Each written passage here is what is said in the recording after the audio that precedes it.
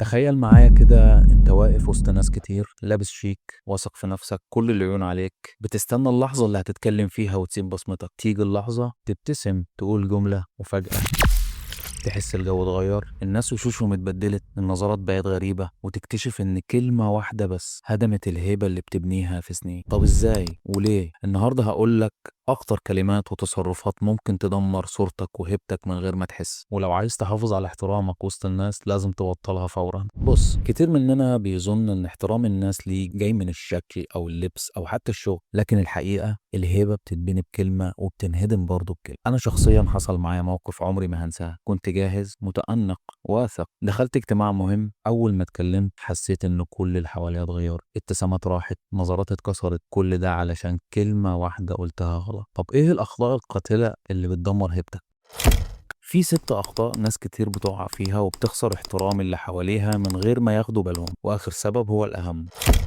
أول خطأ التبرير الكتير. كل ما تعمل حاجة تلاقي نفسك بتبرر وبتشرح وبتقول تفاصيل ملهاش لازمة. ده بيخلي الناس تحس إنك مش واثق في نفسك وإنك في موقف دفاع. دايما الواثق بيقول اللي عنده باختصار ويوضح من غير ما يبرر.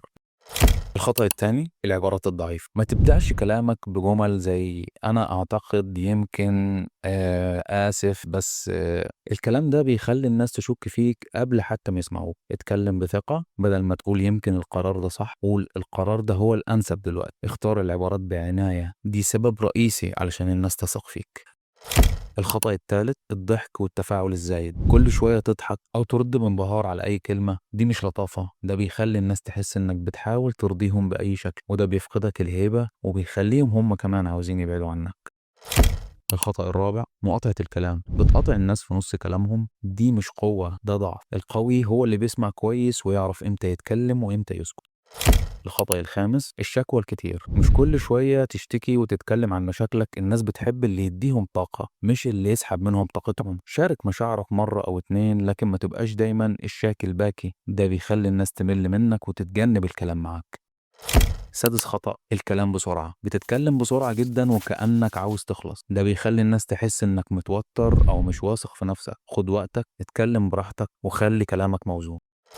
الخلاصة، لو عاوز تحافظ على هيبتك وتحدد الشكل اللي عاوز عيون الناس تشوفك بيه، تبطل تبرير زائد، تتكلم بثقة، تخليك متزن في تفاعلاتك، تسمع أكتر ما تتكلم، تقلل من الشكوى، وتسيطر على إيقاع كلامك. وفي الآخر في أسلوب نادر جدا أقوى المتحدثين في العالم بيستخدموه، هو الصمت. الصمت في الوقت الصح أقوى من 1000 كلمة. اختار كلماتك زي ما القائد بيختار خطواته، وهيبتك هتفضل محفوظة في عيون الكل. لو عجبك الفيديو شاركه مع أصحابك، وقول لنا في الكومنتات إيه أكتر عادة محتاج تتخلص منها علشان تحافظ على احترامك وهيبتك. وما تنساش تعمل لنا لايك وتشترك في القناة علشان تشوف الجديد. سلام.